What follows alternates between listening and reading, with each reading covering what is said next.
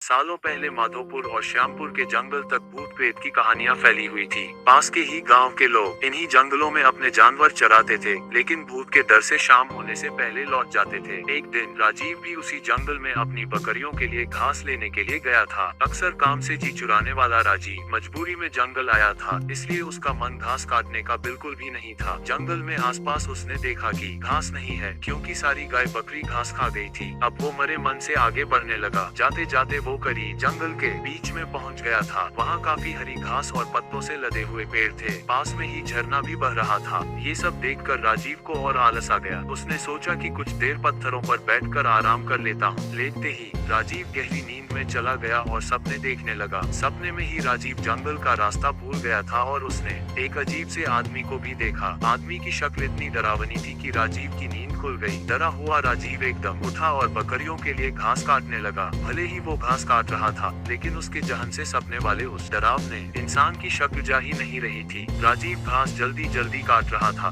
क्योंकि सूरज लगभग ढलने ही वाला था। उसने कुछ देर बाद दो लोगों की आवाज सुनी। वो दौड़ता हुआ उस आवाज की तरफ बढ़ने लगा। उनके पास पहुंचकर राजीव कहने लगा कि मुझे मेरे गांव जाने का रास्ता बता दीजिए। उसकी बात सुनते ही वो दोनों वहां से एकदम गायब हो गए। उन्हें एक कदम से गायब होता देख हैरान राजीव बेहोश हो गया। कुछ देर बाद जब राजीव को होश आया तो उसने अपने सामने वही सपने वाला डरावना आदमी देखा। उसकी आंखें लाल रंग की थी और दांत बाहर को निकले हुए। किसी तरह से खुद को संभाल कर राजीव वहाँ से पागलों की तरह दौड़ने लगा। उसी वक्त एक भालू उससे टकरा गया। उसने ऐसा झपटा मारा राजीव पर कि वो नीचे गिर गया। तभी भालू भी आदमी की शक्ल में आ गया। वो भी अजीब और डरावना था। हाथ टेढ़े मेढ़े, होंठ कटे हुए और पैर उल्टे थे। इधर जंगल में फंसे राजीव को कुछ समझ नहीं आ रहा था कि उसके साथ क्या हो रहा है। उधर उसके घर वाले परेशान हो रहे थे। रात के 10 बज चुके थे, लेकिन राजीव घर नहीं लौटा था। उसका भाई उसे ढूंढने के लिए जंगल की तरफ निकल गया। राजीव का भाई एक पैर से ठीक से चल नहीं पाता था, इसलिए मदद के लिए उसके माता पिता के साथ ही गाँव के कुछ लोग भी निकल पड़े। जंगल पहुँचने के बाद सबने राजीव के भाई और माँ को जंगल के बाहर के हिस्से में ही रुकने के लिए कहा और खुद टॉर्च और कुछ हथियार लेकर अंदर चले गए। करीब 3 से 4 घंटे तक सबने जंगल के चारों ओर उसे ढूंढा, लेकिन वो कहीं नहीं मिला। बस अब जंगल का अंदरूनी और घना हिस्सा ही बचा था। रात के 4 बज रहे थे, इसलिए सबने सुबह होने का इंतजार करने का फैसला लिया और कुछ देर जंगल में ही बैठ गए। सुबह होते ही सब आगे बढ़े और राजीव की तलाश शुरू की, लेकिन वो कहीं भी नहीं मिला। सब थक हार कर अपने अपने घर लौट आए। राजीव किसी एक कोने में भूख प्यास से तड़पता हुआ पड़ा था। उसे इतना होश भी नहीं था कि वो कहाँ है। राजीव का परिवार भी 3 दिन से उसकी याद में परेशान थे। राजीव के भाई के मन में हुआ कि वो पक्का कहीं मुसीबत में ही होगा। अब मुझे भगवान को याद करना चाहिए। उसने तुरंत नीम के पेड़ के नीचे गड्ढा खोदना शुरू कर दिया। भाई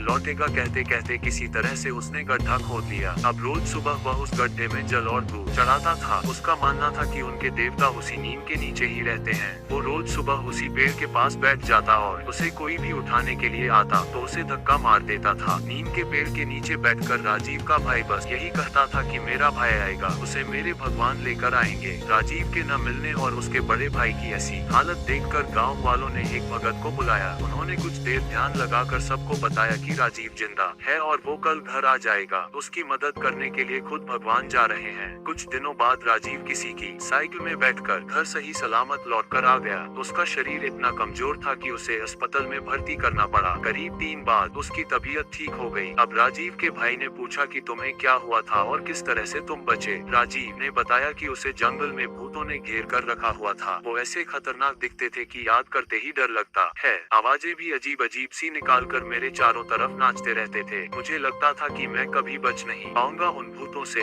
लेकिन भगवान से खुद को बचाने की मिन्नतें भी करता था। तभी ऐसा लगा मानो भगवान ने उसकी पुकार सुन ली हो। उस दिन घोड़े के पैरों की आहट और उसके हिनहिनाने की आवाज आई। सभी भूत ये सुनकर शांत हो गए। घोड़े पर एक आदमी भी सवार था। उसके हाथों में तलवार थी। उसे देखते ही सारे भूत भागने लगे। वो अपनी तलवार से एक एक को मारते हुए आगे बढ़ रहे थे। फिर उस घुड़सवार ने मेरी तरफ देखते हुए कहा कि मैं तुम्हारे लिए ही आया हूँ। अब किसी तरह की चिंता मत करना। सुबह होते ही तुम्हें कोई न कोई लेने आ जाएगा। अभी तुम आराम करो। राजीव ने आगे कहा कि उनकी इतनी बात से ही दिल को सुकून मिल गया था। वहाँ से सारे भूत भी भाग चुके थे, इसलिए मैं बिना किसी डर के सो गया। सुबह जैसे ही मेरी आंख खुली तो वहाँ एक साइकिल वाला इंसान था। उसने मेरी तरफ हाथ बढ़ाकर कहा कि तुम्हारा घर कहाँ है, बता दो, मैं तुम्हें वहाँ पहुँचा दूंगा। उसके बाद वो मुझे घर ले आया। कहानी से सीख, भगवान पर अटल विश्वास हो तो वो भक्त की मदद करने के लिए किसी न किसी रूप में जरूर आते हैं।